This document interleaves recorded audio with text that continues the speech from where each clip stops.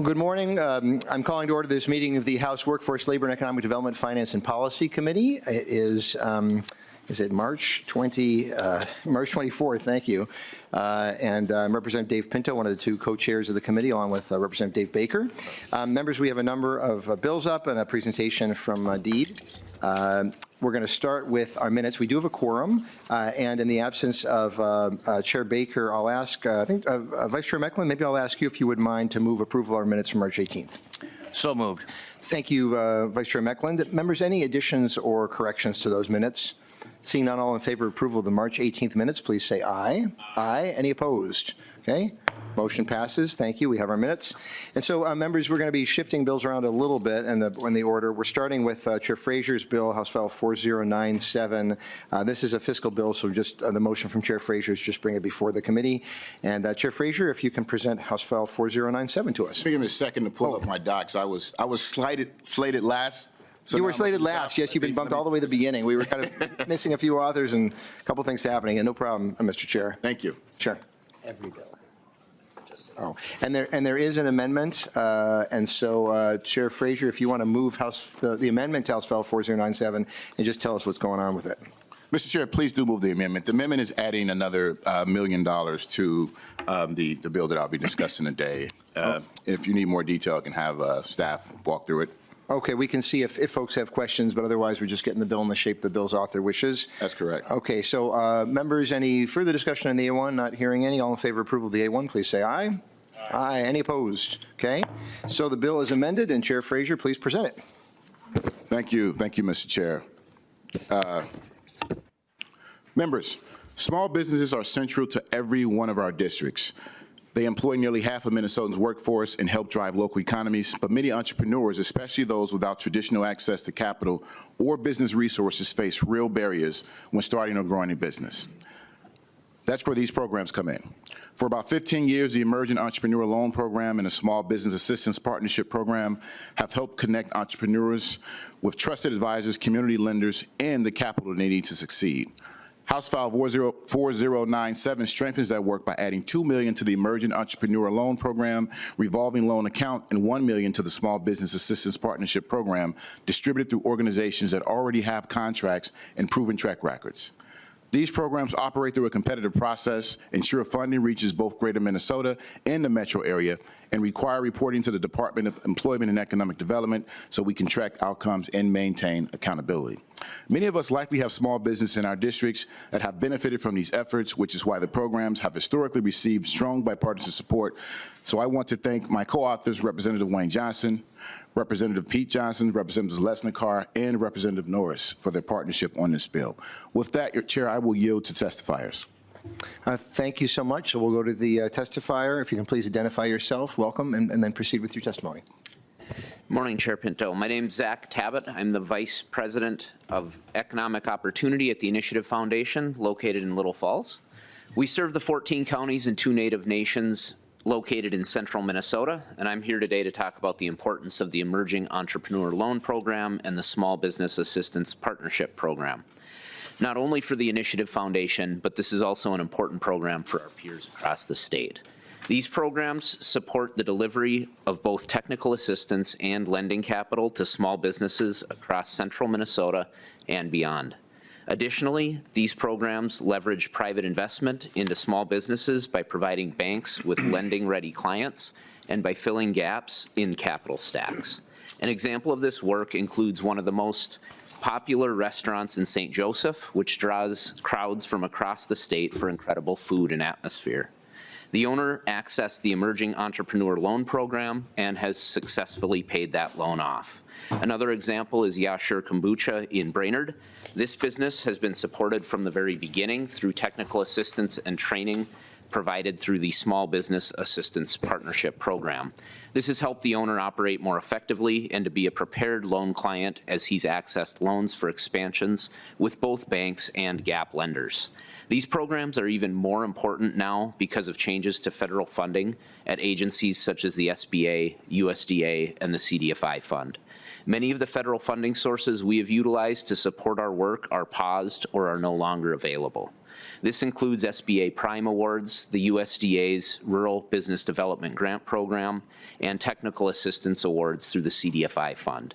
The unpredictability of federal funding has significantly changed how we operate, but because of support from legislative programs such as these, we have helped to fill those gaps. The Small Business Assistance Partnership Program and Emerging Entrepreneur Loan Program are proven funding sources that help small businesses get the support they need to succeed.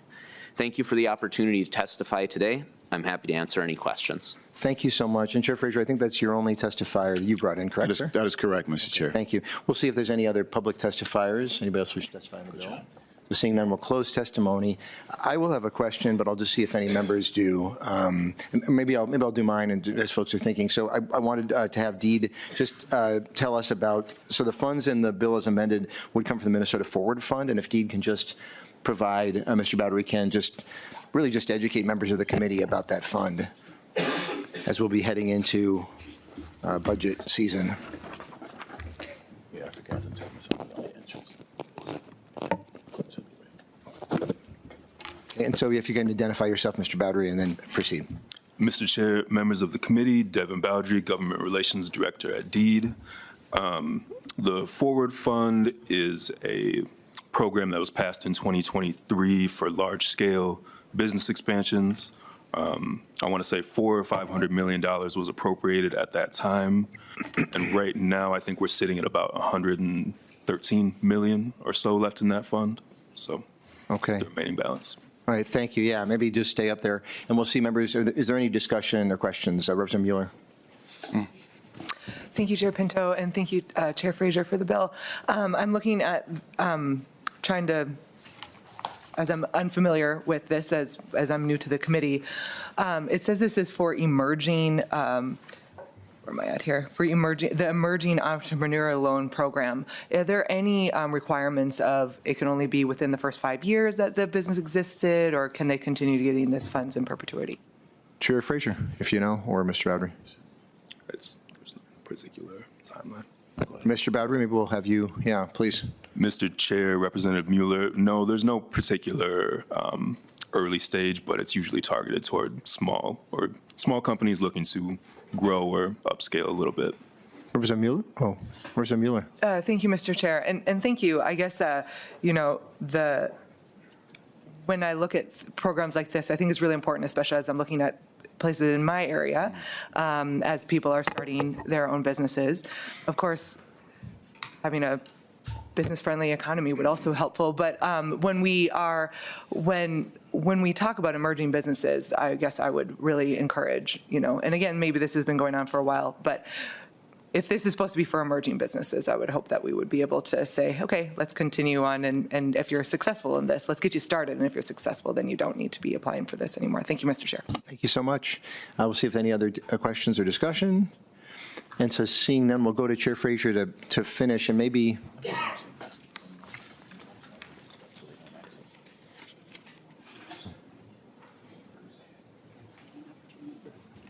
And thank you, Mr. Bowdery.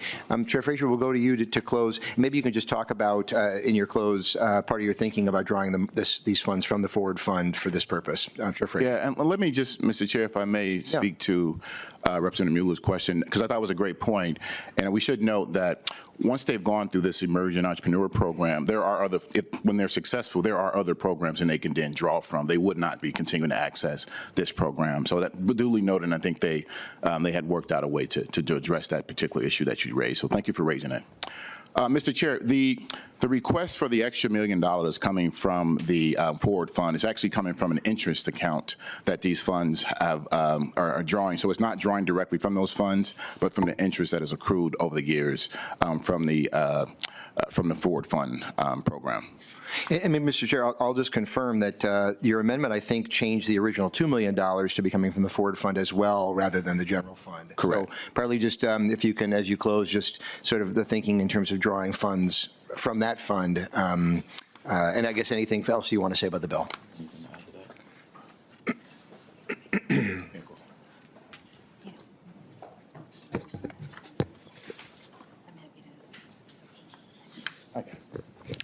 Thank you, Chair. The main reason is we want to make sure that we're supporting small businesses during this time. I think Rep. Mueller mentioned a not very business-friendly environment, but what's happening is, Mr. Talbert testified to this, there's really some uncertainty because of what's happened at the federal level. Programs and resources that used to come through the SBA are no longer existent, or they've been cut drastically. We're really trying to provide a lifeline for these small businesses or for these individuals that want to get into business now. As I mentioned in my earlier testimony, over almost 50% of folks that are employed in the state are through small businesses. We want to make sure that we keep that activity going for the health of the state's economy. Good, thank you so much, sir. And then anything further you want to add about the bill?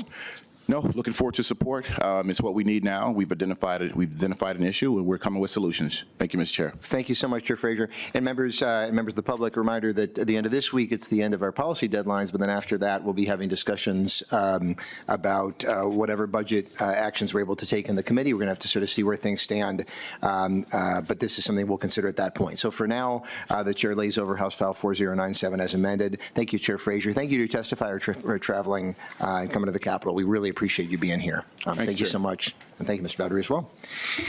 Okay, so then Representative Berg, we'll have you make your way to the front.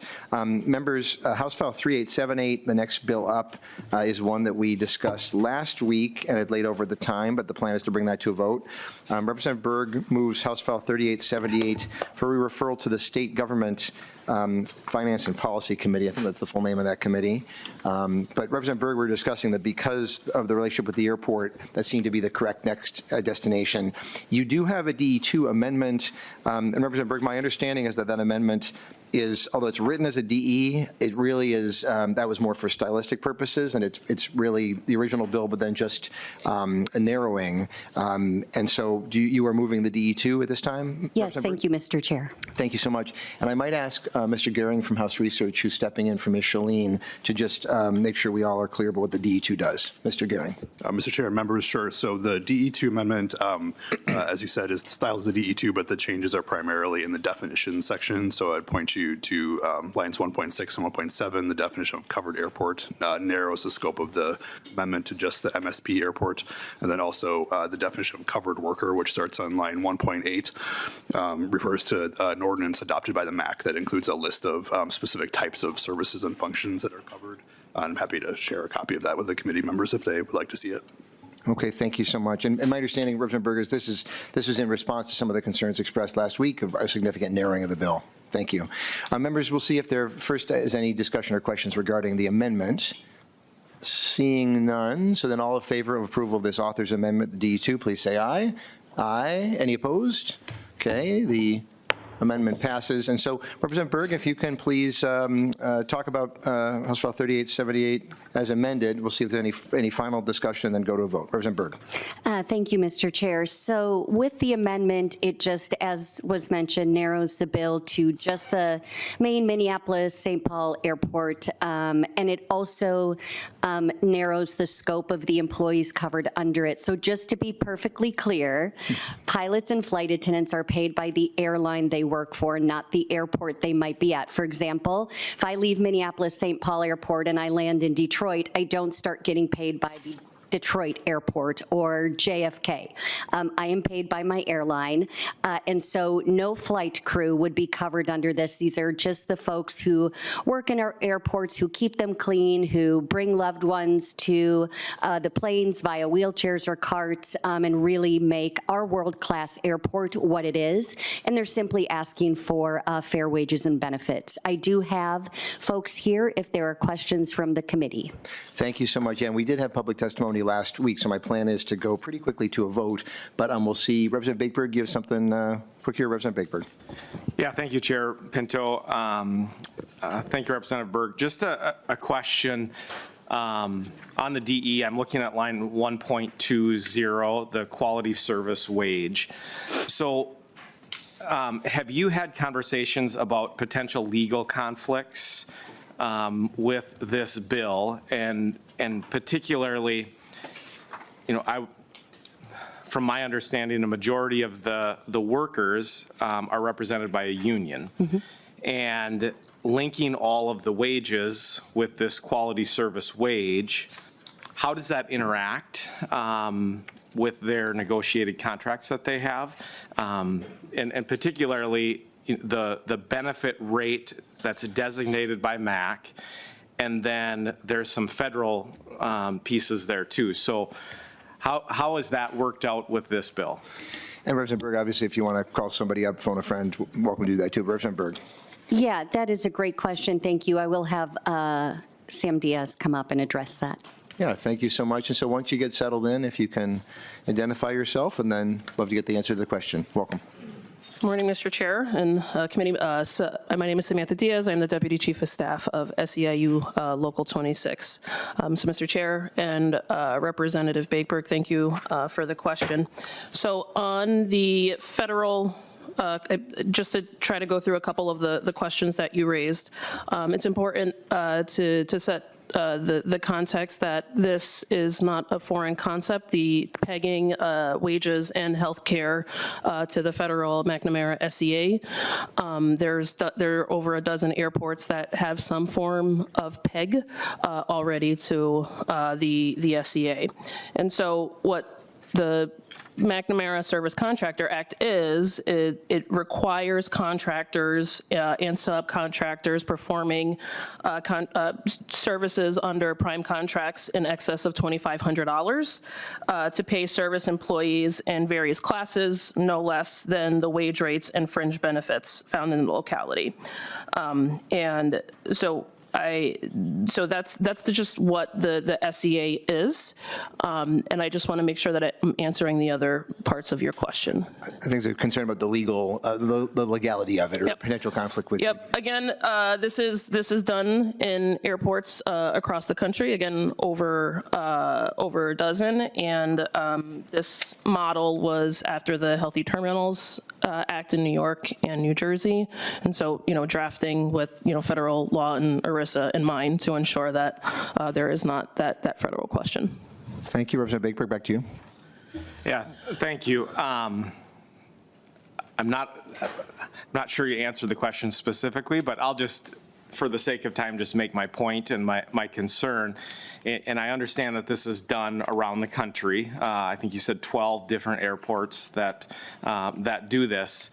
My concern is with the workers and the workers' ability to negotiate a contract, a fair contract, at their local entity. So, in my professional role, I negotiate my contract. The need of our local is different than the local next door to us, and I have significant concerns that when these workers go in and they're going to negotiate their contract, the salary and benefits is already going to be set for them by this bill. So I have significant concerns with the bill in general, but this part in particular, and the long-term impact that it will have on our workers at the airports. Thank you.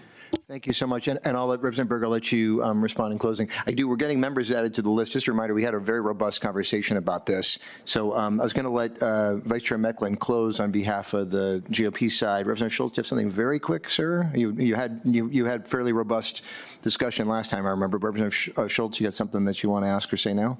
Thank you, Mr. Chair. I think that this is very, very significant legislation. I think that there's a lot of questions.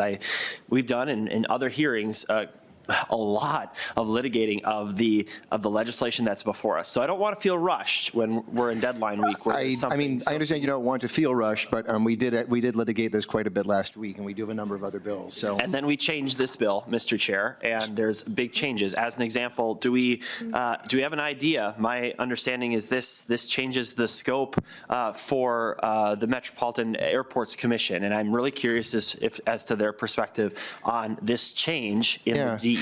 You mean the change that makes this be much less broad and have many fewer airports that applies to? You're curious as to whether they might have wanted more airports to be included. Is that what you're asking? What I'm asking for is Mac's perspective on the bill. Let's see if there's someone from the MAC who wishes to comment about the bill. If you can, come on up.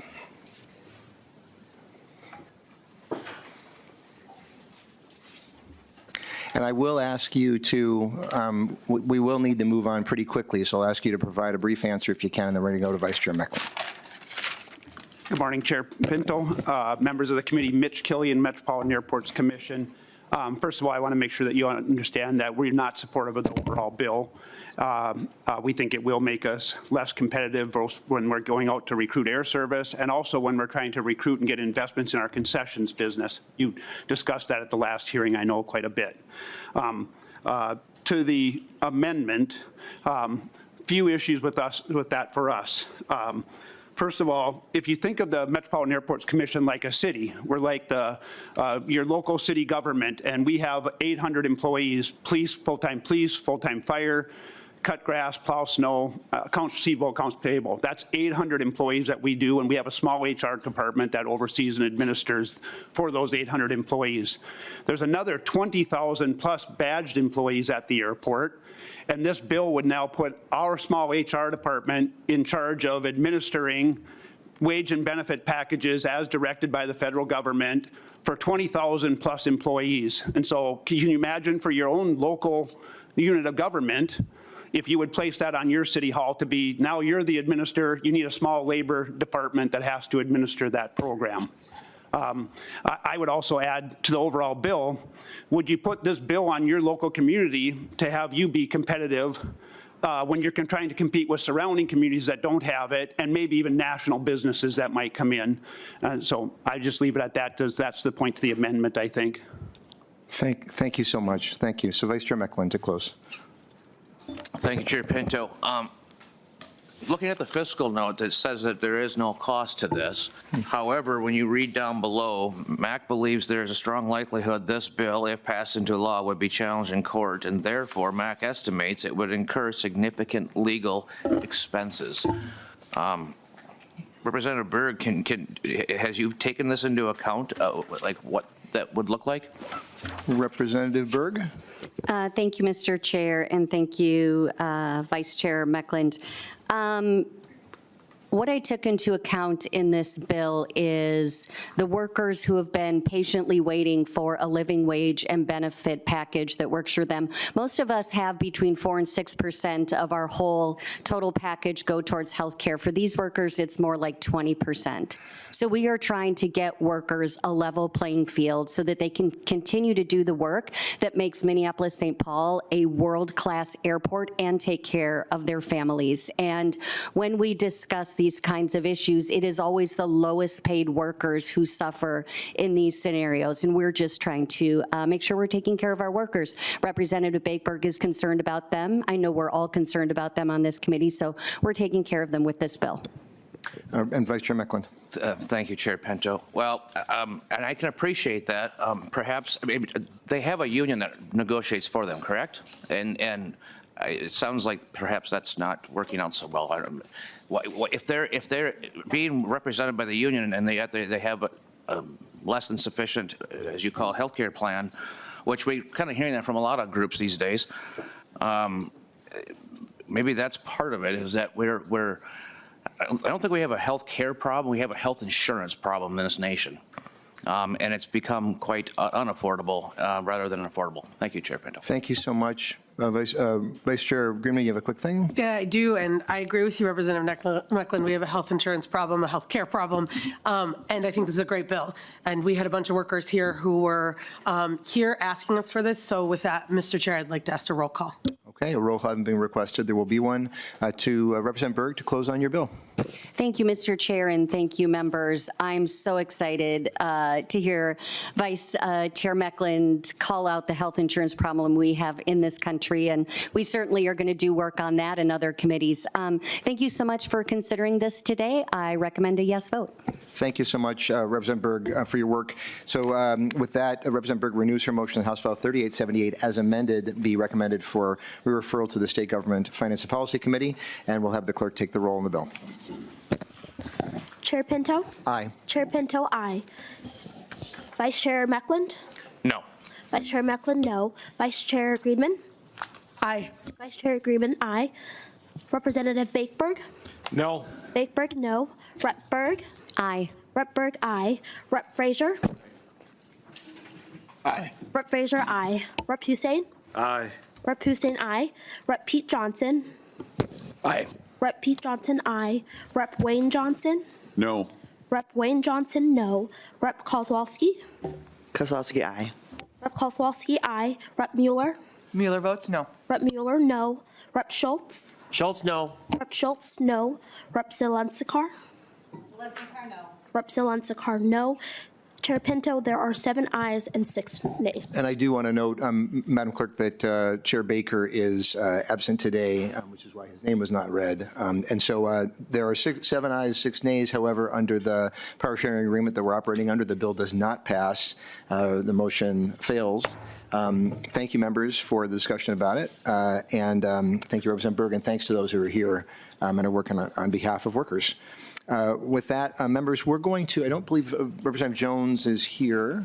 And so we're going to move to the presentation by Deed. Oh, I'm sorry, Representative Jones is here. Okay. Way in the back. Oh, okay. We'll do, right. So we're going to go to Representative Jones. And I'm going to ask, and Vice Chair Greenman, we're going to get to the Greenman bill right after the Jones bill. Vice Chair Greenman, I'll ask you if you may to move House File 3796 to bring that before us. So moved. Thank you. And then also, Representative Jones, you've got a DE2 amendment you'd like to be offered, yes? Yes, I'd like to move the DE. Yeah, you may not move it, unfortunately. I may not move it, good. Vice Chair Greenman may, though, if you're willing to do that again, Madam Vice Chair. So moved. Thank you. And Representative Jones, if you can just maybe tell us briefly about the bill and about the DE2 before we vote on that. Just briefly, before we adopt the DE2, we probably should know what the bill does and so what the DE2 does briefly.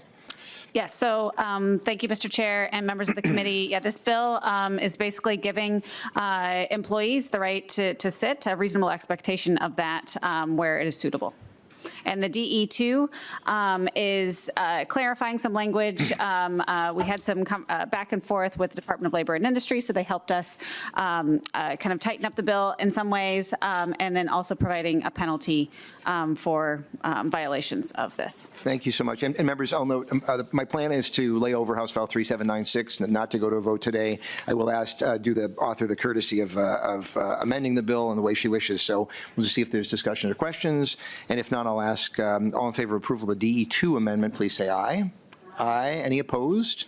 Okay, that motion passes. And so if you can say anything further you wish about House File 3796 as amended, Representative Jones. Yes, thank you again, Mr. Chair and members of the committee. I really appreciate the opportunity to present this bill, House File 3796, to you today. I want to start with a question. What are you physically doing right now? Yes, you're breathing, hopefully. You're also probably reading, writing, and importantly, you are sitting. Can you imagine going through these committees standing the whole time? Or even, especially a floor session that goes way into the evening, standing the whole time? I'm bringing forward this bill, which would provide employees in Minnesota a reasonable and suitable expectation to be able to sit during the job. This came before me from constituents in my district who work at a museum. Their roles involve explaining exhibits to patrons. And quite frankly, it's not unlike some of the roles that our gold ties provide. They spend the majority of their time here at the Capitol, generally standing or being in one place for long periods of time, observing, answering questions, or proactively providing information to people around them near their post. So our gold ties, to my knowledge, have never been denied access to a stool or a chair. In fact, there are often, there's stools provided right there with those gold ribbons around them specifically designated for them. So being required to stand for long periods of time without an opportunity to sit can actually have negative health consequences. According to a meta-analysis published by NIH's National Library of Medicine, prolonged standing at work has been shown to be associated with a number of potential serious health outcomes, such as lower back and leg pain, cardiovascular outcomes, fatigue, discomfort, and pregnancy-related health outcomes. While this bill was inspired by constituents, I personally see the need of this type of protection as someone who just 3.5 weeks ago was pregnant. People who are pregnant have jobs and are very capable of doing their jobs, particularly when reasonable accommodations like a stool, a bench, or a chair is provided. This bill recognizes that not all roles have the opportunity to sit at all times. When I worked at Subway, for example, assembling sandwiches required me to work down the table, first starting at the at the bread, and then the meat and cheese, and then the veggies, and then going down the table to ring up the customer. But this is a practical bill that supports Minnesota workers, giving them the opportunity to sit where it is reasonable and when it is reasonable, just as we have here to be able to do our jobs. Also, as I had mentioned earlier, this bill has been developed in consultation with DLI, and I also have a testifier. So thank you so much for your consideration. Thank you, Representative Jones. So it looks like your first testifier is up there. If you can please identify yourself and proceed with your testimony. And I'm going to ask folks if you can keep it to just a couple minutes, that would be good. Please proceed. Good morning, Chair Pinto, Co-Chair Macklin, and others of the committee. For the record, I'm Michelle Mazur, the former president of Walker Worker Union. I worked at the Walker Art Center for over 3.5 years, where I was elected union president 3 times. I'm a lifelong resident of Minnesota, and I'm here today in strong support of House File 3796, and I want to thank Representative Jones for carrying this legislation. I worked in visitor experience, the same department as gallery assistants, or abbreviation GAs. In a museum setting, they're commonly referred to as guards, but they answer your questions and preserve the artwork by reminding us of the gallery rules. In late 2023, Walker enacted several new policies without notifying the union, which seemed to focus on micromanaging our appearance of professionalism on the floor. It was when workers were told that they would need a doctor's note to continue using a stool or else they would have to stand. That's when we asked to meet with the employer to hear why this was so important. We'd been doing our jobs perfectly well when we had the choice to sit down from time to time. When we meet, they claimed that this wasn't a new policy, but that workers had never been allowed to use the stools, which was easily disproved because there's gallery assistants who've worked there for 22 years at that point.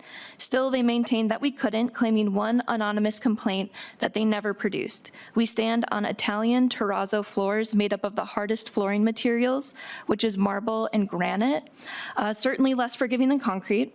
And so when a GA was found sitting, they were escorted off the premises by security, even though they had submitted a doctor's note. So shortly after, we had an entire campaign around getting the stools back.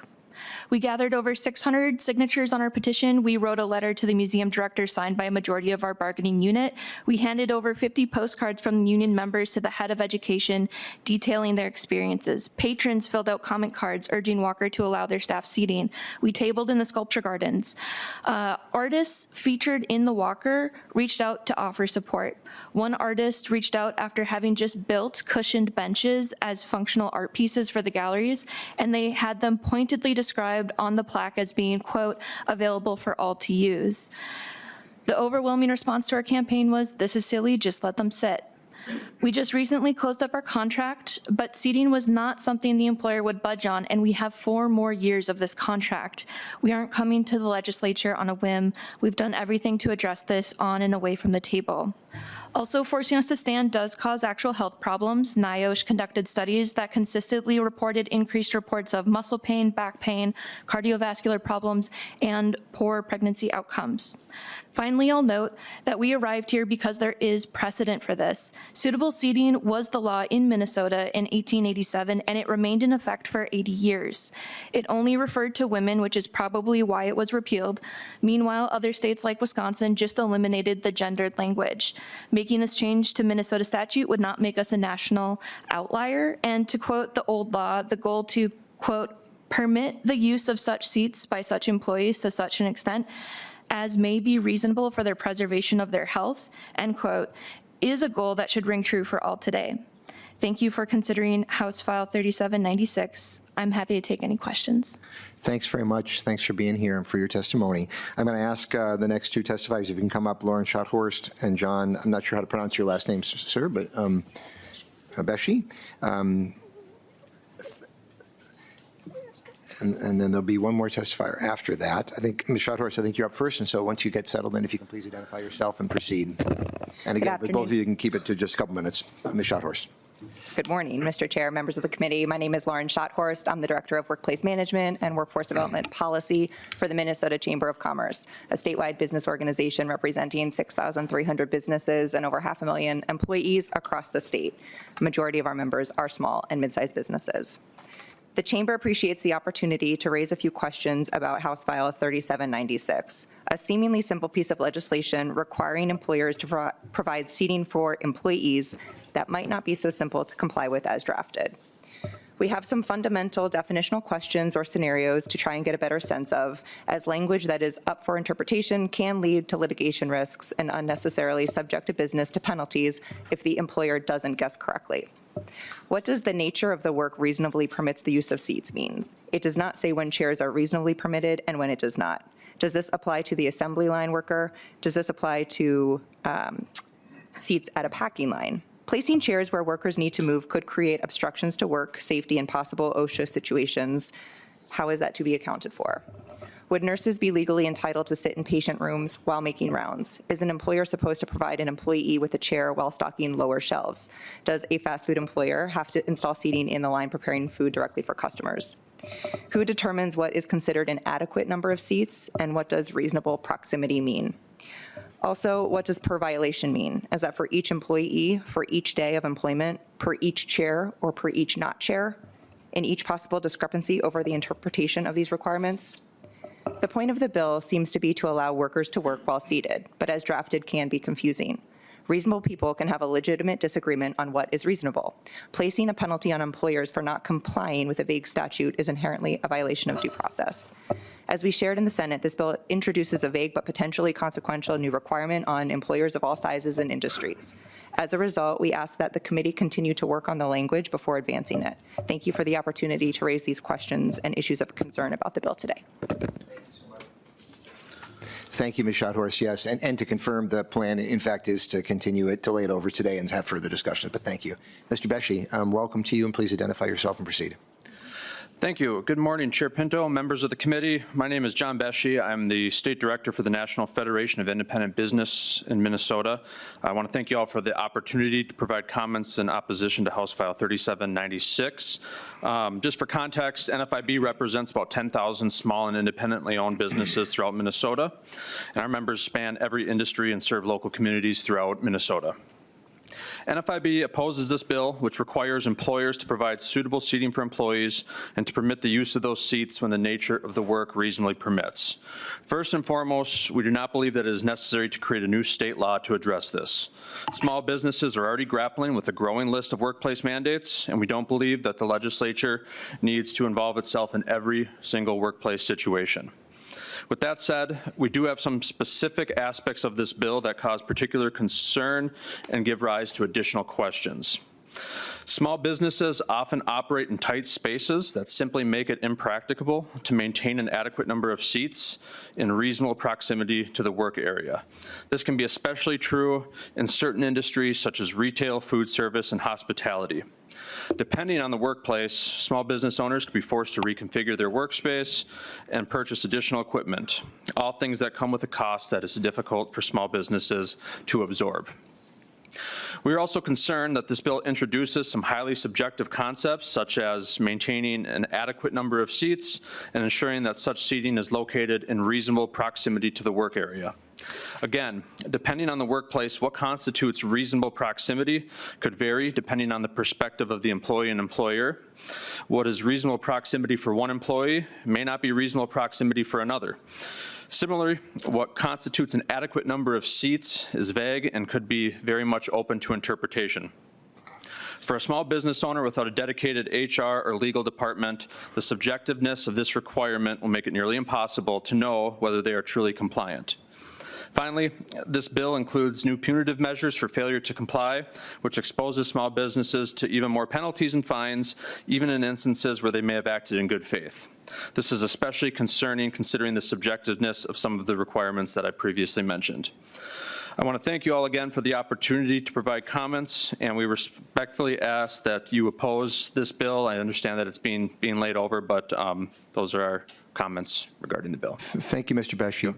Yeah, thank you for being here. Thanks for your testimony. And I'll ask, Bernie Hess had also signed up to testify. I ask you to make your way up. And then please identify yourself once you get settled in, and a reminder to us and folks to keep it relatively short here. Mr. Hess, a pleasure. Chair Pinto, I am Bernie Hess from the United Food and Commercial Workers Union. I did work in a grocery store for 20 years, or I was employed there, as some people would say. 5 quick points on why we support this bill. One, ergonomically, I think it makes sense to move this forward, especially for cashiers. I look to Aldi's, which is a grocer that has its clerks that sit. They do up to 1,000 scans an hour when they're checking people out. So it adds to the efficiency of running a grocery store. We believe it also eliminates or reduces injuries, which translates into worker comp costs, which I think is smart. It also eliminates or reduces ADA complaints or requests for that. And in closing, remember, when you walk into a grocery store, nothing works without clerks. So if you have any questions, be happy to answer. Thank you, Mr. Hess. We'll see if, thank you so much. We'll see if there's anybody else from the public wish to testify, and not seeing any closed testimony. Representative Schultz, we'll go to you first. Thank you, Mr. Chair. My question would be for the Department of Labor and Industry, if they could come to the table. We'll ask. I'm pretty sure that we've got Mr. Moore in the room, so he'll make his way on up. Or maybe a couple folks. And whoever will be answering, once you get settled in, if you can please identify yourself, and then I'll ask you to identify yourself, and then we'll go back to Representative Schultz to ask the question. Okay. I'm Josiah Moore, Legislative Director at Department of Labor and Industry. Okay. And I'm Jessica Gross. I'm the Director of the Labor Standards Division at DLI. Thank you so much. Representative Schultz. Thank you, Mr. Chair. To the department, recent changes to the ergonomic statutes in 2023 and 2024 have been put into place, and I assume, given where this is going to be cited in state statute, that this is related to that conversation. I'm just curious if you could, number one, start with how has it been going at your enforcement of the ergonomic statutes? And Mr. Moore? Thank you, Mr. Chair, and thank you, Representative Schultz, for the question. Just to clarify, the DE today moved this out of OSHA. So when it came before the committee today, it was in 182, which is where OSHA and that ergonomic statute lives. But today's amendment moved it to Chapter 181, which is enforced by our Division of Labor Standards. So the bill, the enforcement of the bill wouldn't relate to enforcement of the ergonomics standard. Looks like they anticipated your question. Representative Schultz. Thank you, Mr. Chair. Yeah, obviously the underlying, or the original bill was in that same area. But so I'm really curious about how you would go about enforcing this this new piece of policy. Ms. Gross, perhaps, or Mr. Moore? Or Ms. Gross, yeah. Or I'm not sure which of you is going to answer that. Ms. Gross, okay, please. Thank you. So in terms of enforcing this, when we receive questions or complaints to the division, we usually handle them in a variety of manners. Sometimes we receive questions from employers and our employees, and we're just providing, we're responding to questions and providing technical assistance. At times when we receive a complaint, we also partake in something called the inform and educate process, which is basically we put the employer on notice of their obligations, their potential noncompliance with the law, and essentially work with them in a informal manner in order to help to bring the employer into compliance. We don't issue penalties when we go through the inform and educate process. If we were not successful in using the inform and educate process to bring an employer into compliance, then we may initiate an investigation in which we would speak with impacted employees, we would speak with the employer. Here we may, for example, we may consult with OSHA to help us come to a determination in terms of reasonableness, and then we would issue an order which could include penalties. Representative Schultz. Thank you, Mr. Chair. So my general question is, are we going to be seeing a huge request for enforcement actions based upon what we know that is in current law and complaints that the department has received across the state? Ms. Gross, you said I think that would be difficult to determine right now. I guess I can point to that this bill obviously would apply to all employees. So we do, anticipate when we have a workplace standard that applies to all employees, that certainly we would see an uptick in calls and complaints in relation to it. Representative Schultz? Thank you, Mr. Chair, and maybe this is for Representative Jones, but I'd really like to understand what a statewide impact is to this and to understand how frequent of an issue, this is not discrediting or saying that this isn't a challenge for some. I'm just curious if this is something that you see that has a truly statewide impact, and if it does, if it has a truly statewide impact, if it's impacting every employee or every employer in the state, I'm curious as to what amount of intensity we're going to see along these lines, and more information in that regard before we take this step to insert additional enforcement mechanisms from the government. Thank you, Representative Schultz. And there will be, of course, more discussion on this before we be voting or addressing it. Representative Jones, comments regarding Representative Schultz's question. Yeah, thank you, Mr. Chair, and thank you, Representative Schultz, for that question. I think especially because we're going to be kind of continuing to work on this, one of the things that comes to mind that we could continue investigating as this similar policies do exist in other states, we could take a look at that, and we could come back and have that discussion around potential level of complaints. In particular, I guess I was going to bring this up later, but I heard the testifier talk about how this is the law in Wisconsin and other states as well, and was Minnesota law for sounds like multiple decades. So that could be helpful insight as well to answer Representative Schultz's question. Okay, good. We'll see. Representative Schultz, yeah, something else? Yeah, no, just in wrap up, Mr. Chair, we want to have the information as to how many people this is impacting. We also want to know, how much of a burden is this going to be on the department? Certainly, if they're fielding calls left and right from every corner of the state, certainly I think that this would have a fiscal impact to the department, and that's where my questions were. Yeah, no, absolutely. Thanks. Thank you, Representative Schultz. We'll see if anybody has anything else. Vice Chair Mecklen, yes. Thank you, Mr. Chair. The department mentioned inform and educate, and then potentially if it goes on to penalties, but what does reasonable mean? I mean, what is what's too many, not enough? It doesn't really clarify. What's the legislative intent here? It's just not specifying what is required. Can they be hard plastic chairs? Do they have to be cushion chairs? If they're cushion chairs, can they be in a meatpacking plant? They have to be sanitized every day. What does reasonable mean? Because there's nothing that is clarifying that here. Somebody could answer that. I'm not. So Representative Jones, perhaps you're the right person to take it, or otherwise one of the testifiers. Okay, Representative Jones, we'll send it to you. Yeah, thank you, Mr. Chair, and thank you, Mr. Mecklen, for this question. Because we are trying to provide worker protection statewide, we wanted to make sure that we are encompassing all of that, because I think to your point that, what is reasonable for a meatpacking plant is different from what's reasonable for a museum. And so that's why we wanted to give the discretion to the department. Vice Chair Mecklen. Thank you, Mr. Chair. And we see this quite often where the discretion is left to the department, and then if it does run a bit away from where we intended, then of course there's no, it certainly wasn't your fault because you didn't design it that way, I guess, or the elected person can't be held accountable by their constituents. I'm trying to visualize if I'm finishing a basement or building a deck, do I have to have chairs sitting out there? And then I got to take into account the soil conditions, because if it sinks and then tips over, now I got an OSHA issue. There's a lot of different things to be taken into account.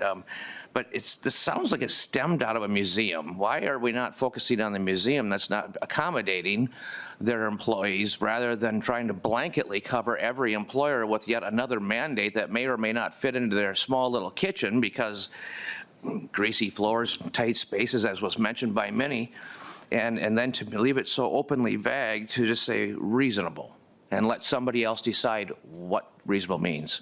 That's my final comment. Thank you, Mr. Chair. Thanks so much, Vice Chair Mecklen.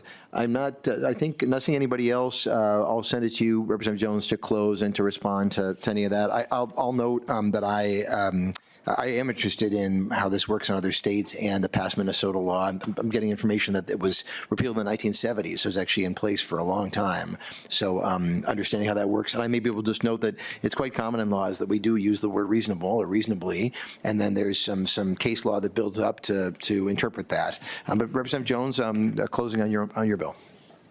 Yeah, thank you all for the discussion, and I look forward to further conversation to hopefully include this going forward. Yeah, and I assume, Representative Jones, you're very open to conversation with your colleagues as they kind of want to understand this better and provide input. Thank you. Well, thank you to you. Thank you to all the testifiers. With that, the chair lays over House File 3796 as amended, and we are now moving to House File 4131. Vice Chair Greenman's heading up on that bill, and she moves House File 4131 for re-referral to the Commerce Committee. Is the plan. This relates to wage and surveillance-based price and wage discrimination. Vice Chair Greenman, you have an A3 amendment, and you wish to move that? Thank you, Mr. Chair. Yeah, I'd move the A3 amendment. Okay, can you just briefly say what the A3 amendment does? Yeah, this is and I'll just note, this bill was heard in Commerce on the pricing. It's going back to Commerce ideally, and we'll vote on it there. And so I'm going to limit, and what we did in the amendment here is really related to the wage piece. It is related to some feedback, some technical feedback I got to make it work better from DLI. Okay. Members, any discussion or questions regarding the A3 amendment? Seeing none, all in favor of approval of the A3 amendment, please say aye. Aye. Aye. Any opposed? Okay. So the bill is amended, and Vice Chair Greenman, to your bill. Thank you, Mr. Chair, and thank you, members. We are here to talk about 4131, the wage discrimination piece. It is about protecting our workers and our labor markets from predatory practice of surveillance or personal-based wage discrimination. What is surveillance wage discrimination? Imagine you're a gig worker and you open up your food delivery app after you completed an assigned task and delivery, and then you're paid a specific price. When you run into your neighbor who's completed a similar task to the same restaurant, same neighborhood, but they got $4 more. Now, you don't know how your wage was set or the information the company used to set that wage, but you do know that you got a lot less for essentially the same task. And you know that the company you work for has been collecting an immense amount of information on you. They know that they know the rides you've done, but they also know you bought a new car, that you recently moved to town, that you maybe had an eviction notice at your last place. So they know you need the work. Is that why they're paying you less? Companies are gobbling up data on us everywhere you go. They're buying it, they're scraping it, they're collecting it from both public and non-public sources. They're collecting an immense amount of data on the app that you're working on if you're doing that, and then they are buying and acquiring it from both other companies and data companies. These companies are then using and applying AI models to all of that personal data, and they are investing billions of dollars in this pricing and this wage technology and experiments to determine, in this price context, how much you're willing to pay for something, and in the wage context, how much will you be willing to work for. If we allow companies to use personal data that's unrelated to the specific task at hand, unrelated to the work, then companies are free to spy on you and offer personalized wages based on what they think you will be willing to take. No more equal pay for equal work, instead personalized wages to pay you less. And to be clear, this is not about market-based forces, supply and demand, the price of labor. This is about wages set based on you, tailored to find the minimum amount you will work for and then paying you that. And if you're one of these gig companies, if you're one of these companies that's setting wages this way, you're in the business of generating revenue and making money. You can see that appeal. You've already invested a lot of money in the collecting of data into these AI-powered models, and now you can use it to keep your labor costs down by determining how much each individual person will do for this task. And then you offer the wage. Folks can't compare it with others. They're not comparable, and all without workers even knowing why they are offered the price they're offered. These companies can drive down labor costs in a way that hurts small businesses who can't compete because they aren't in this business of gobbling up data and merging and all of those things. They can't compete with big tech. And you can save a lot of money by surveilling people and using wage discrimination. Now, these tools are new. But the strategy of targeting vulnerable workers and charging them less is not new.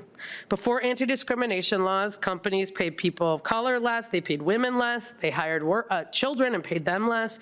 And lots of that's still happening, to be sure, but it is illegal because of anti-discrimination laws.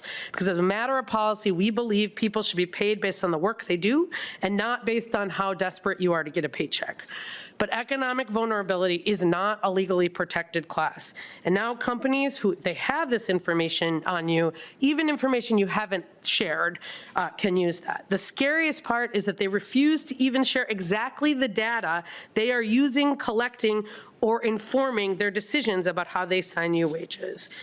The impact of this surveillance wage models is wide-ranging. Lower wages, more data collection, less competition, and billionaires controlling even more of our lives. So the long story short is it's time to act before big tech normalizes surveillance waging. Let's put some guardrails on this.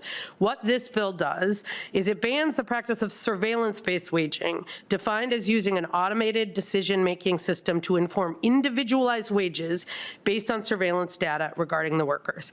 It also requires these companies to have procedures to ensure for both compliance with the law and accuracy of the data it's using, allowing workers to request that data that's being considered in what their wages they're being given. What this bill does not do, does not prevent companies from offering wages, bonuses, or material conditions that's based on the differences of the cost of workers providing that labor or related to the tasks the workers is performing. And it's not a dynamic pricing bill. Offering bonuses to everybody to get people to go someplace, that is not effective. This is about individualized data on individualized people. So the real question for us is, why would we let these giant tech companies develop models to spy on us and then use those to play us less, while at the same time charging consumers more, all without telling us how they even are setting those wages? Workers are being nickeled and dimed. AI has the power to supercharge that by personalizing this ripoff just to you. So this is our chance together here to put a stop to that, focus on what wages should be focused on, which is supply and demand and the work getting done. And with that, Mr. Chair, I think we have some testifiers. Thank you so much. There's a couple changes in the testifiers. Instead of the first testifier, Sam Diaz, I believe, is going to be testifying, so make your way up. And then the next testifier will be Aaron Rosenthal, and then we'll get back to what's on the list. Welcome back up. Ciaz, if you can please remind us who you are and then proceed with your testimony. Thank you, Mr. Chair and committee members. My name is Samantha Diaz from SEIU Local 26. We represent over 8,000 janitors, security officers, high-rise window cleaners, and airport passenger service workers across the Twin Cities metro area. Our members are primarily low-income, people of color, women, and immigrant workers, and we are actually particularly concerned about how wage surveillance-based discrimination is emerging in our security industry and in our commercial janitorial industry, particularly in warehouses. We appreciate House File 4131 as it addresses a growing problem. The use of automated data systems and surveillance data, like personal characteristics, behaviors, and even biometrics to set individual wages. We know they disproportionately folks who we represent, low-wage workers and communities of color, reinforcing existing inequities while making it harder for workers to understand or challenge decisions that affect their livelihoods. In our industries, workers are already experiencing how data and algorithm management shapes their schedules, their assignments, their earnings, often with little to no transparency. And at the same time, consumers are facing rising costs that may be influenced by the same surveillance-based systems. That is why transparency and accountability is critical, again, for schedules, assignments, earnings. And without it, big tech companies and employers can continue to promote a positive narrative about their innovation. Meanwhile, our workers and the public remain in the dark about the true breadth and scale of these impacts have on our daily lives. To us, it's common sense, this legislation, so thank you, Representative Greenman.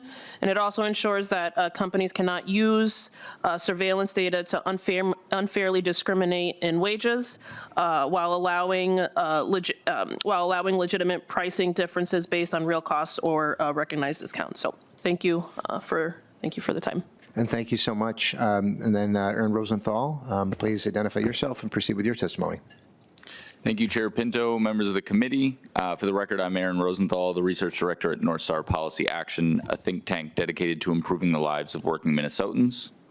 Some of you may remember that I was here last week to talk about the role of artificial intelligence in the Minnesota workforce. At that time, I presented results from a study I conducted with Dr. Manjeet Rege at the University of St. Thomas, where we found that 1 in 3 workers in Minnesota are at risk of high exposure to generative AI in their job.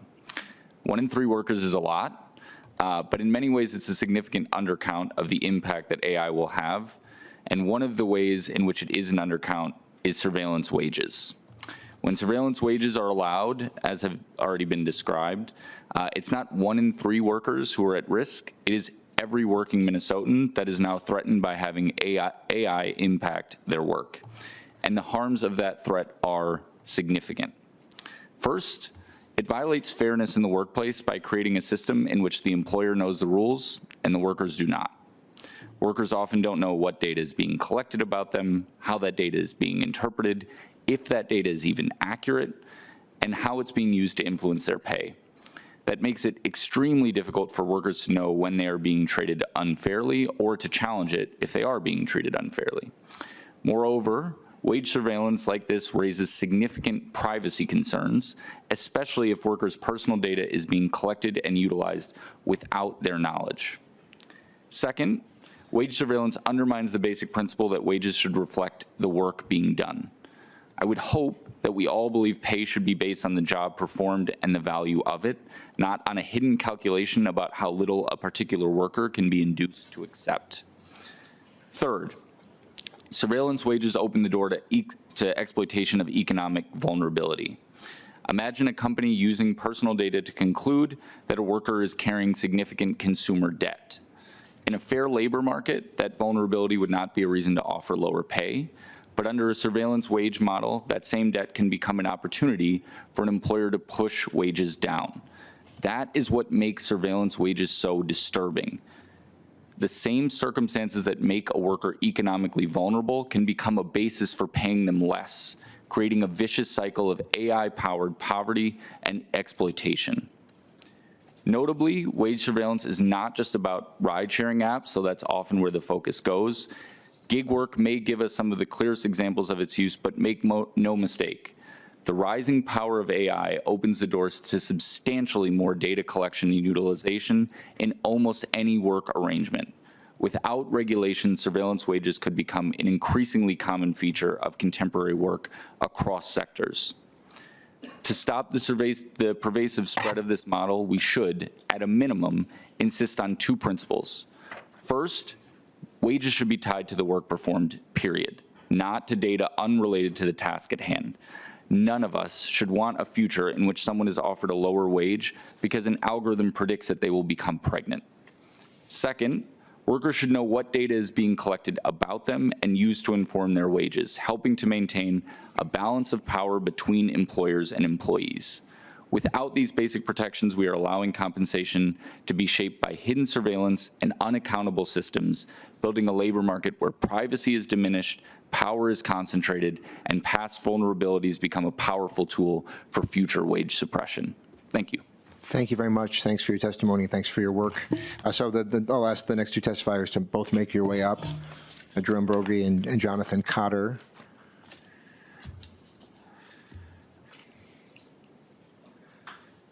And I think we'll go in the order on our agenda here. So Jerome Brogy, once you get settled in, please identify yourself and proceed. Thank you, Chair Pinto and members of the committee. My name is Drew Ambrogi with Chamber of Progress. We're a center-left tech industry association working to ensure all people benefit from technological advances. We share this committee's concern about affordability, and we appreciate the committee's efforts to ensure consumers are getting a fair deal. But I am here today to ask you to oppose HF 4131. As written, the bill would not just target bad actors, it would eliminate, and our concerns are primarily about the impact on small businesses and consumers. It would eliminate the everyday discounts and promotions that Minnesota families rely on every day to stretch their budgets. For a coffee shop offering you a discount because you haven't visited in a while, a grocery app sending you a coupon for the cereal that your family buys every week, a new brand at your local store, sending a coupon to shoppers who already buy similar products, reaching likely buyers. These practices would all be banned because the bill does not make any distinction between using data to charge a consumer more and using data to offer them a lower price. The bill's only exemptions cover uniform discounts and discounts offered to groups like seniors and veterans. This leaves out most of the ways consumers receive savings today. Despite widespread concern, we do want to emphasize that there is no comprehensive evidence that businesses are actually using these tools to raise prices on individual consumers. In the highly competitive retail market, this makes sense. Consumers can compare prices with a few taps on their phones. Using data to overcharge consumers is a losing strategy when a competitor can simply offer a better deal. This also isn't just about large corporations. More than a third of small businesses now use data-driven pricing tools, most commonly to optimize discounts and promotion. Mr. Ambrosi, can I just pause you for a second? The focus in this committee is on the wage discrimination. That's within our jurisdiction. The price discrimination is in the jurisdiction of the Commerce Committee. Do you have any comments regarding the wage side of this, or are you? Absolutely, and I apologize for that. No problem. Yeah, if you can. The primary concern regarding which applies to both the wage and the prices is the requirements around disclosure and dispute procedures. The definition of automated decision system is broad enough to incorporate really, from my reading, even the use of an equation in a spreadsheet. And what this would do to small businesses and other platforms using tools like this is force them to disclose their use, but also the sensitive inputs that go into that use, and build the infrastructure to allow any individual consumer or worker to dispute a price or a wage. And we just think that is a tremendous burden to put on even a large corporation and could be existential for a small business. And with that, thank you for your time. Thank you so much. Thanks for being here. And then finally to Mr. Cotter. Identify yourself and proceed. Thank you, Chair Pinto, Vice Chair Meckland, and members of the committee. My name is Jonathan Cotter, Director of Healthcare and Commerce Policy with the Minnesota Chamber of Commerce. On behalf of the Chamber and our 6,300 member businesses from every corner of the state, we appreciate the intent behind this proposal. Consumers and workers should be treated fairly in the marketplace. However, we have significant concerns with House File 4131 as amended. I'll briefly touch on the commerce concerns, but we do believe that those are broad, sweeping definitions that need to be narrowed. But beyond just the pricing of goods, this similarly oversteps into management of workplaces directly, seeking to impose a new regulatory framework, addressing what the bill characterizes as surveillance-based wage discrimination. House File 4131 takes an expansive view of what constituents wage, reaching beyond direct compensation to include bonuses, commissions, incentives, scheduling, and task management, as well as other factors that influence earnings. In doing so, this bill risks pulling routine, day-to-day workforce management decisions into a regulatory framework designed for wage discrimination, potentially creating new compliance burdens and procedural requirements for employers managing their operations. Following recent substantial changes in the workplace regulatory environment over the last 3 years, employers need to have the autonomy to make staffing decisions and provide wages, benefits, and schedules that are appropriate for their workplace and responsive to workplace needs. Workplaces in Minnesota are already heavily regulated. The Chamber continues to oppose the increasing number of workplace mandates by the legislature to interfere with this dynamic. For these reasons, we cannot support House File 4131. Thank you. Thank you so much for your testimony. We'll see, is anybody else, any other member of the public wish to testify on the bill? Not seeing any, so we're going to move to member discussion and questions. Representative Wayne Johnson, you're up first. Thank you, Mr. Chair. I guess I'm a little confused, so I just have a quick clarification. I know when the previous presenter is up there, you said this is directed towards wages, but I guess I just need to be clear. It says based on price and wage discrimination in the bill. So we're not talking about prices? I'm sorry, Representative Johnson. So the bill itself includes, addresses both price and wage discrimination. That's why the bill will be sent back to the Commerce Committee, which has jurisdiction on the price side. But if the bill just said prohibition on surveillance-based price discrimination, said nothing about wages, it wouldn't be in our committee. And vice versa. If it was just about wages, it wouldn't be in the Commerce Committee. So my point is that the jurisdiction of this committee is on the wage discrimination portion of the bill. Is that? Well, that concerns me a little bit, and I guess I'm trying to understand, because the bill does address both prices and wages, and we can concentrate on the wages we want, but the fact that the bill actually takes into account prices is something that we have to take into consideration, don't we? Yeah, no, well, certainly, and to the extent that there's provisions of the bill that address both, that's obviously that's relevant. It's just that if wage discrimination were not part of the bill, if it's just price discrimination, it wouldn't be in our committee's area. And you know how different committees will focus on the portions of the bill that relate to that committee's jurisdiction. That's my point. Are we looking to move this out of the committee, though? Moving the bill to Commerce to address the price discrimination portion and make final decision regarding it. And Mr. Chair, Vice Chair we've already Greenman, had about 45 minutes of hearing on the price piece, and it's going back to Commerce. So the committee of jurisdiction around the price restriction has both had testimony and had committee discussion. It's going back, and it's on the agenda next week or this week for Commerce. So this piece needed to come to Labor. Right. It's a clone bill to allow Commerce to have more time with it, but it needed to come to Labor for the price discrimination part of the bill. Okay. Representative Johnson, back to you. No, thank you. Okay, Representative Mueller, looks like you're up next. Thank you, Mr. Chair. And I'm just confused about the path of this bill, because if we're supposed to be passing it today, but you're supposed to hear it tomorrow in Commerce, is there a clone someplace and it didn't go anywhere? Like, what's happening? Yeah, we'll let Vice Chair Greenman, you can explain.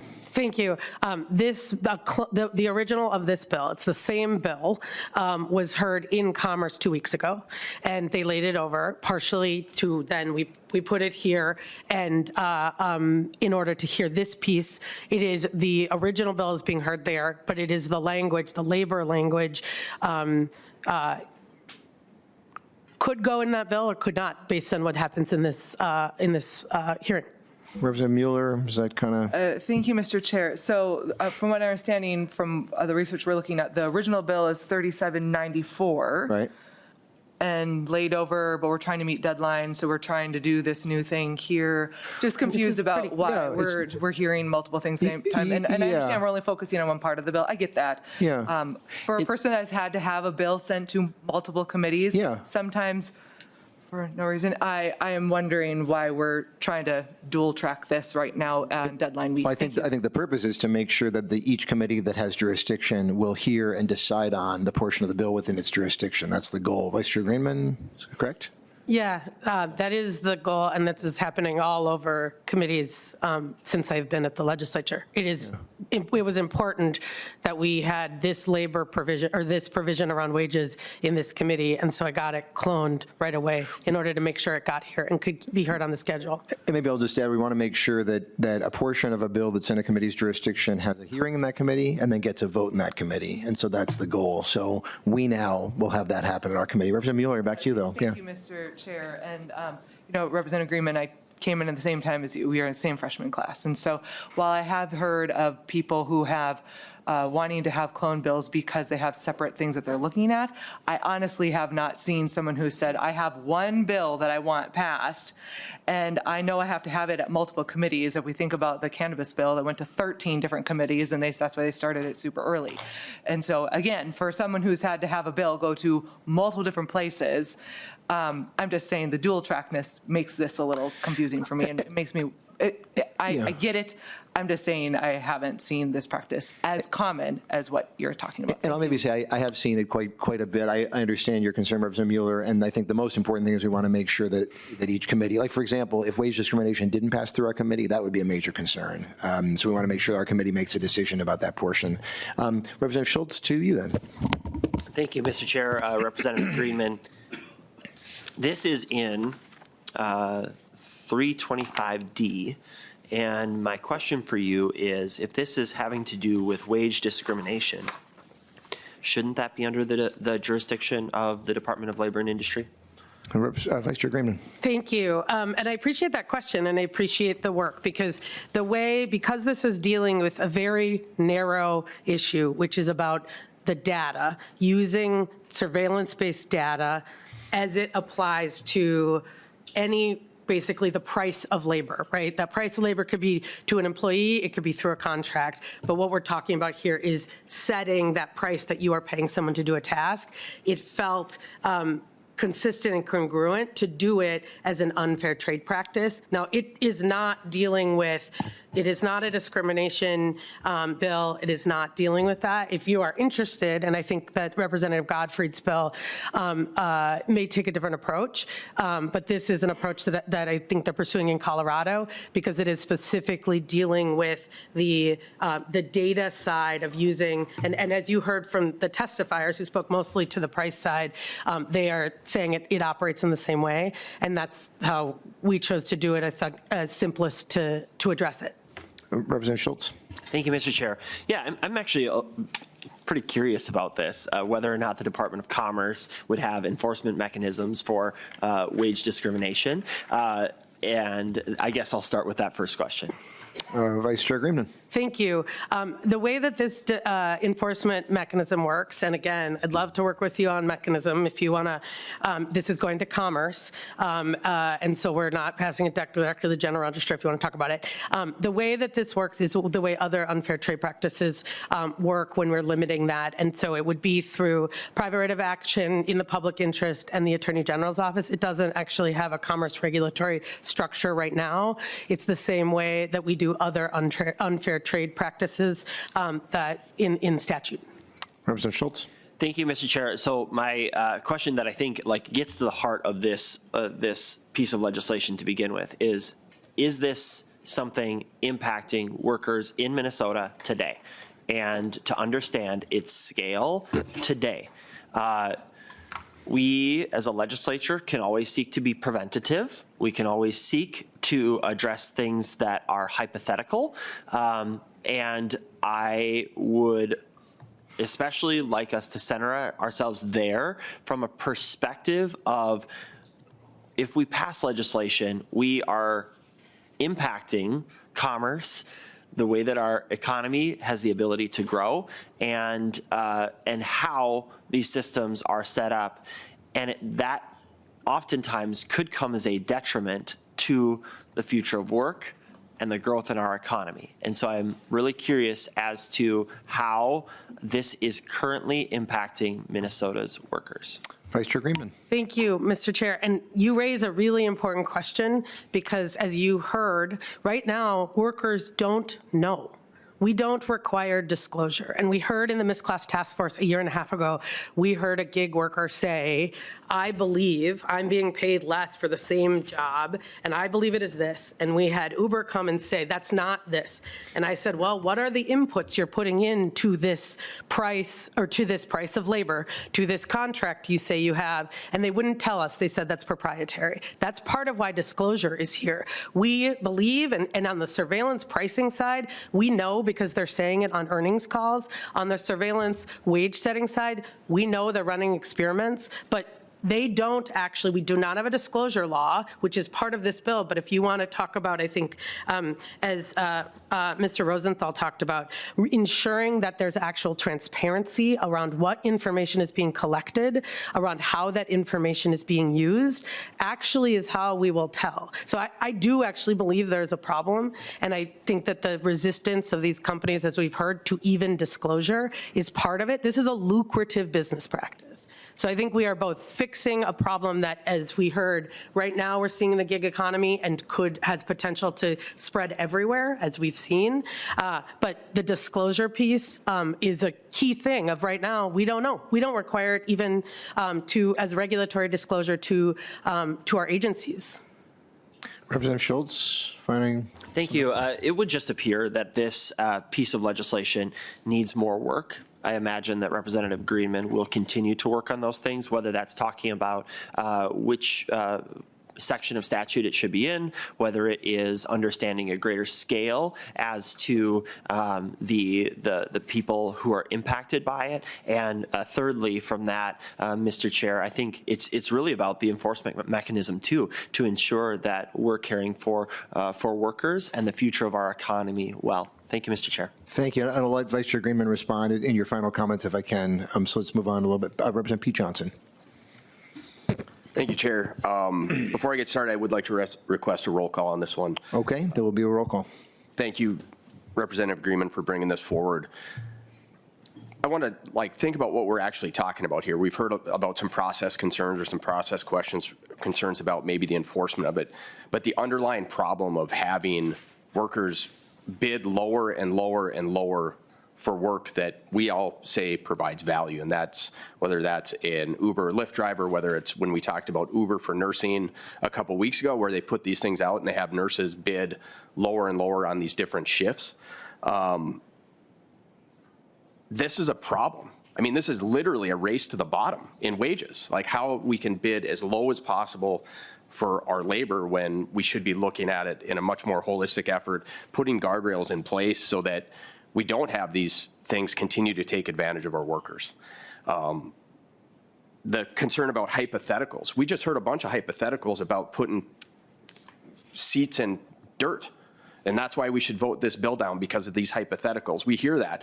This is a real problem. And when we talk about trying to address it now before there's more and more people here to testify about how this has been impacting them, we have an opportunity to put those guardrails in place right now to say, look, we're not going to do surveillance wage setting where they can offer you lower and lower based on your credit score, based on your purchase history, based on your debt, based on your rent, all these other things. We can put guardrails in place right now to protect workers as we go into the future, as AI continues to expand.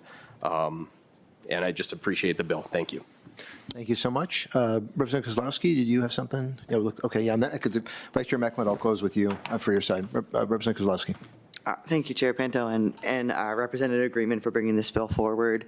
I think as we continue to tackle and just trying to put some lines on the road with AI and what we're seeing around price surveillance and price setting, we're seeing this, obviously, as we're having this conversation with consumers, with workers. We're also tackling it in the Housing Committee. We're seeing it go a step further and not just the price surveillance and using data to set rents, but actually then to step further up colluding together amongst landlords and corporations. And so I just thank you for the work on this.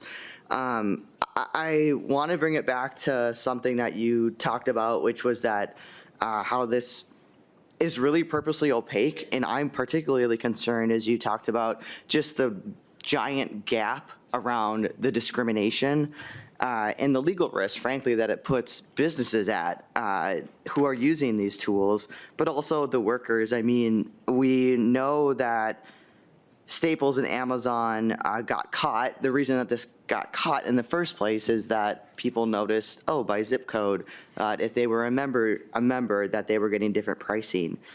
We saw Princeton Review charge for the test preparation for Asian populations differently than they did for other populations. And similarly, we're seeing Shipt, which is run by Target, Instacart, Postmates have been doing this price wage setting. Amazon Flex recently installed AI cameras that actually spy on workers, and they're able to, well, in many cases, wrongly put an offense, a traffic safety violation on a worker that didn't occur, and that makes them ineligible for bonuses and shortchanges their income. And so as I'm hearing colleagues and testifiers talk about how this is going to shut the door for workers on wages, it is slamming the door on them. And this isn't a hypothetical. We saw Roosevelt Institute recently put out a report, as Representative Johnson talked about, for nursing, that at a time when we just saw a report come out this week that if they're using data to give less pay but expect more work, at a time that Minnesotans 50% increase of foreclosure and bankruptcies, and credit card companies saying that Minnesotans are pulling out their 401k to pay their rent, to pay their house, to pay medical debt, it is to me atrocious that we would ever allow this to continue happening and gobbling up on the backs of workers, but also Minnesotans. So thank you for bringing this bill forward. Thank you, Representative Kozlowski. Vice Chair Meckland. Thank you, Mr. Chair. Interesting. I think Chair Pinto and I are the only two that have been around here long enough to remember the one and only Chair Mahoney, which he worked diligently to pass the wage theft law back then, and he testified in doing so that we know, this was his words, 99.9% of all employers do everything right. But it's that 1/10 of 1% that we have to fix. Out of which came a lot of paperwork for those 99.9% of stuff that they got to do to be compliant with yet another law. So I find that part of this interesting. However, you said a private right of action would become a thing. That's how it would be handled in this. And in doing so, I would guess that there would probably be, once you bring awareness to it, you pass a law and another thing, that there would be more and more of those type of case filings, which I find it that there's not a fiscal note to this bill. But if this would not then incur more cost to the AG's office, and how you're accounting for that. Vice Chair Greenman. Thank you, Mr. Chair. And if I neglected to, the fiscal note for the bill that is in Commerce came back. The AG's office looked at it for both the pricing and wage side and said that there wasn't a fiscal note. I can make sure to get you the copy of that fiscal note, but it was the same bill. No cost. Okay. Vice Chair Meckland, you've got a colleague who looks like he may want to hop in. Representative Schultz, briefly. Yeah, I will just say quickly that I hope that we can hold that accountable, make it that noted in record that they cannot come back later and ask for more money. Thank you, Mr. Chair. It is noted. It is now on the House website that they are saying that there's no cost. Representative Schultz, real quick. Yeah, absolutely. Real quick, just based upon this last exchange, if there is no fiscal cost to the Attorney General's office to do private right of action to this very topic, then that says that there may not be an issue. Well, you may want to look at if there are big needs across the state, and many people who are coming to the Attorney General's office for this request, according to the Attorney General's office, then this is not currently an issue. We'll let Vice Chair Greenman address that and anything else she wishes. Yeah, so thank you. A private right of action is individual private people suing in the public interest. Right. The AG could sue, and I think that in their fiscal note, they said that this would go into their consumer and their unfair trade, so they already have lawyers doing this. But as Representative Meckland said, we assume that 99.9% of the employers are actually going to follow the law in the first place. And so the enforcement mechanism you talk about, part of why we are changing the law and being specific about what data you can and can't use, is that we assume that the big change will happen because these employers will be compliant and follow the law. And that's, I think, what the AG was factoring into their fiscal note. And then to your close. Thank you, Mr. Chair. And I really appreciate this discussion on the substance because as you heard Mr. Rosenthal say, employers know the rules and workers do not. And in this case, we heard the chamber say employers should provide wages, benefits, schedules responsive to the workplace. That's all this bill is doing.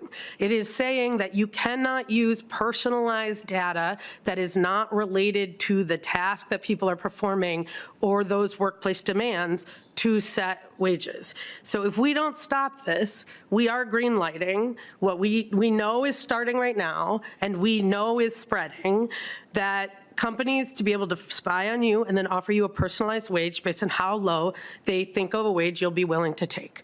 That's all this does. It is about eliminating personalized wages and the data that is being used to do it, and making sure that workers know in order to be able to make sure that folks are compliant with the law. And with that, Mr. Chair, I'll wrap Okay, up. we will proceed to a vote. All right, thank you, Representative Greenman, and thanks to all the testifiers. With that, Representative Greenman renews her motion on House File 4131 as amended, be recommended for referral to the Commerce, Finance, and Policy Committee. We'll have the clerk take the roll. Chair Pinto? Aye. Chair Pinto, aye. Chair Baker, excused. Vice Chair Greenman? Aye. Vice Chair Greenman, aye. Vice Chair Mecklin? Nay. Vice Chair Mecklin, nay. Rep. Bakeberg? No. Rep. Bakeberg, no. Rep. Berg? Yes. Rep. Berg, aye. Rep. Frazier? Aye. Rep. Frazier, aye. Rep. Hussein? Aye. Rep. Hussein, aye. Rep. Pete Johnson?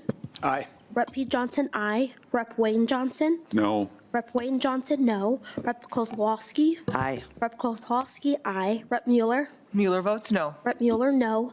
Rep. Schultz? Schultz, no. Rep. Schultz, no. Rep. Zelensky? No. Rep. Zelensky, no. Chair, there are 7 ayes, 6 nays, and 1 excused. Okay, thank you so much, Ms. Timeo. So despite there being 7 ayes and 6 nays under the terms of the power sharing agreement, the bill motion fails. The bill is not proceeding at this time. I'll maybe just note, we've had a lot of discussions about the impact of AI on the workforce, and let's continue those discussions because really important topic that's going to continue hitting us and our workforce hard. Mr. Bowdery, thank you for making your way up. Members, we're going to close with a presentation by Deed on a couple of youth workforce development programs. This is continuing the conversation about how we structure grants. I'll note that on Thursday, we will be receiving a report on a review by Deed of their competitive grant processes. We're going to be hearing a couple bills coming up that came in as direct appropriations and are being converted to competitive grants. And of course, we had quite a robust conversation on the House floor yesterday about some issues relating to this as well. But I wanted to focus in on the youth competitive grant programs a little bit, just to understand them better. And we're working on getting things plugged in. Okay. Thank you. And so, Mr. Bowdery, if you can please maybe identify yourself if you can for the record, and then proceed with your presentation. Sure. Thank you, Mr. Chair, members of the committee. Devin Bowdery, Deed Government Relations Director, here to present on a couple of Deed's youth programs, namely Youth at Work and YouthBuild programs. Both of these are codified and have been long-running programs as part of Deed's workforce development portfolio. And the eligibility criteria amongst both of these programs is pretty well defined in those statutes. So to begin with Youth at Work, this is a program that began in 2013 as a pilot program and was later codified in 2016. It provides grants to organizations that serve youth, defined as ages 14 to 24, who are economically disadvantaged or have at least one at-risk characteristic. There are about a dozen or so characteristics underneath that. For example, those that are pregnant or parenting, youth with limited English proficiency, foster youth, and those who have dropped out or at risk of dropping out of school. And in addition, priority in grant programs, grant awards is given to programs that provide students with information about education and training requirements for careers in high growth or in-demand sectors that serve youth with communities of color who are underrepresented in the workforce or serve youth with disabilities. And organizations, I didn't include this on the slide, but eligible organizations include schools, tribes, nonprofits, local governments. So some of the past grantees include Step Up and Right Track from Minneapolis and St. Paul, as well as the Duluth Yes program and many others. in looking through the report. Mr. Bowdry, can I actually just pause you? Well, yeah, what you're mentioning organizations, I'm seeing in the report that's in our packet and online, pages 3 and 4 that list organizations that received grants in the last cycles. That you named a couple, but for the full list, we can look in the report. Yes? Yep, that's correct, Mr. Chair. Thank you. Apologies for the strange stapling, everybody, but hopefully you make it work. So, Mr. Bowdry, please continue. Thank you, Mr. Chair. And I don't know that there is a maximum grants award that is set in statute, but the highest is around 700-some thousand to Minneapolis and St. Paul. And then the smallest awards I've seen are around 50,000. Okay.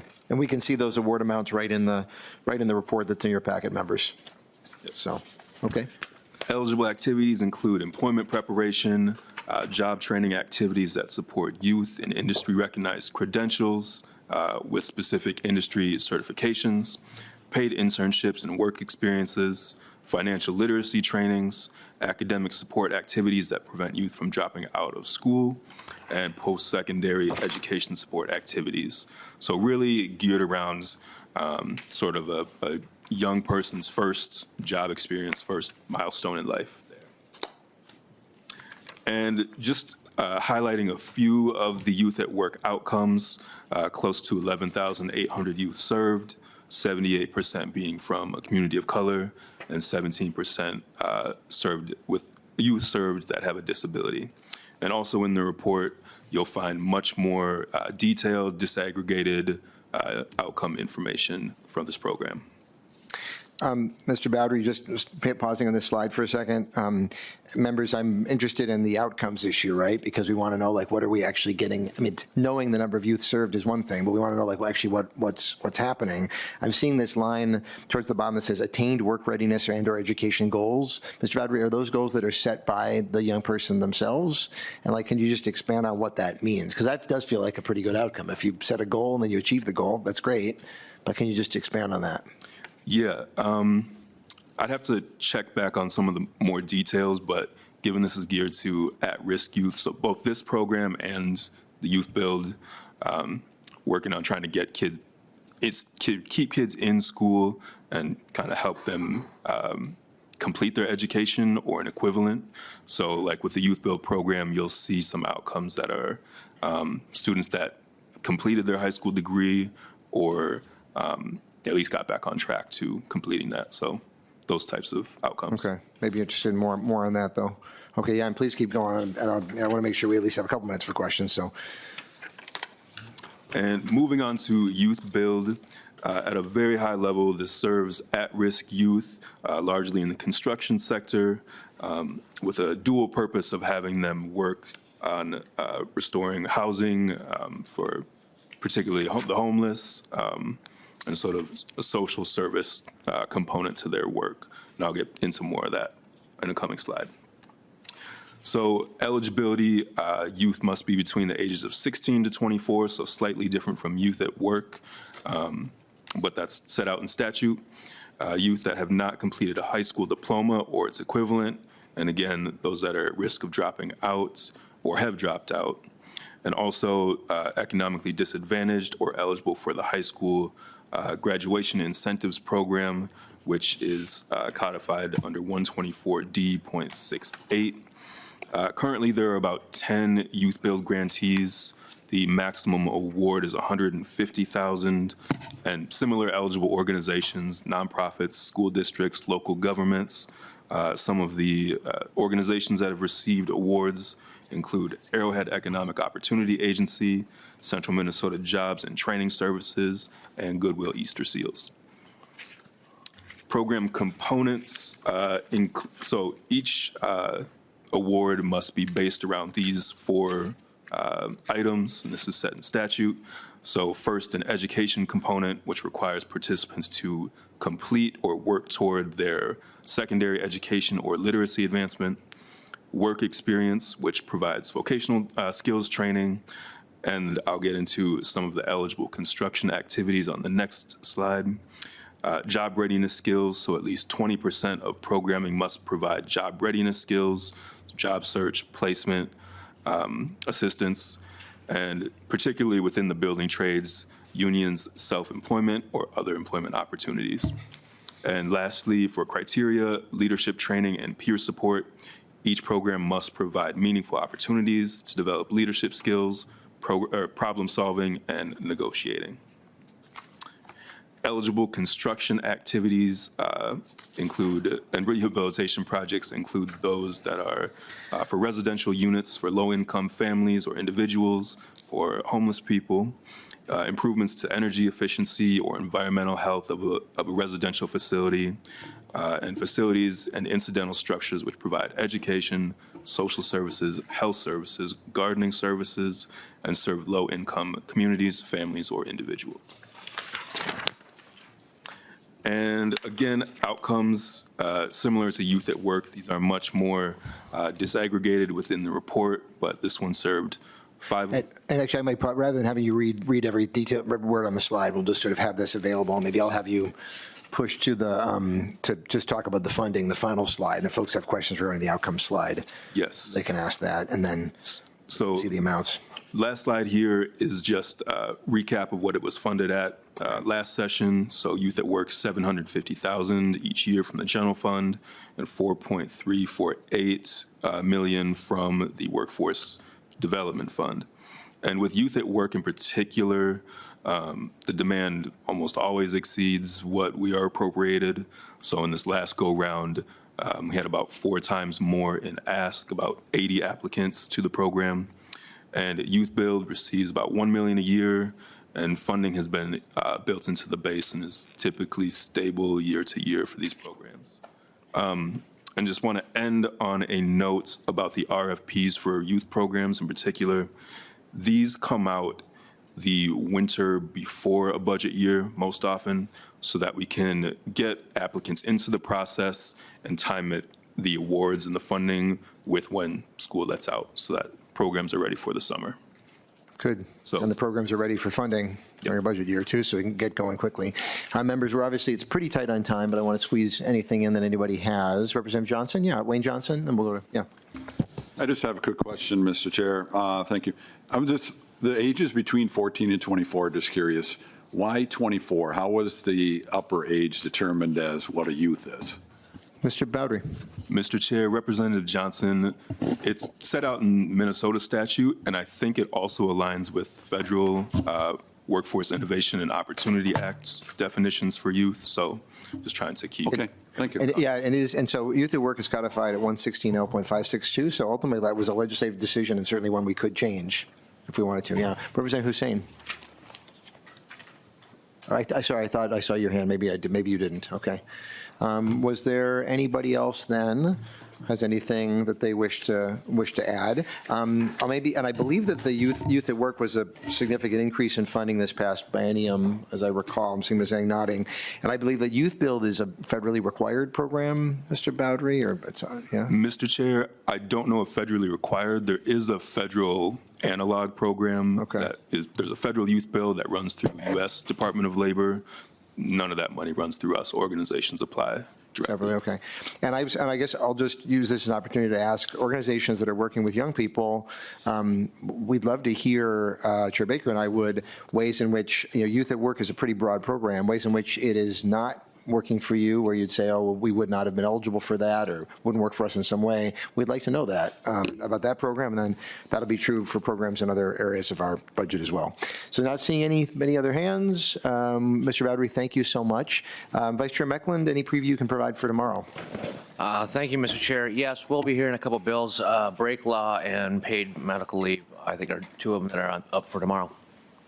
Thank you so much. Members, thanks for the discussion. With that, the meeting is adjourned.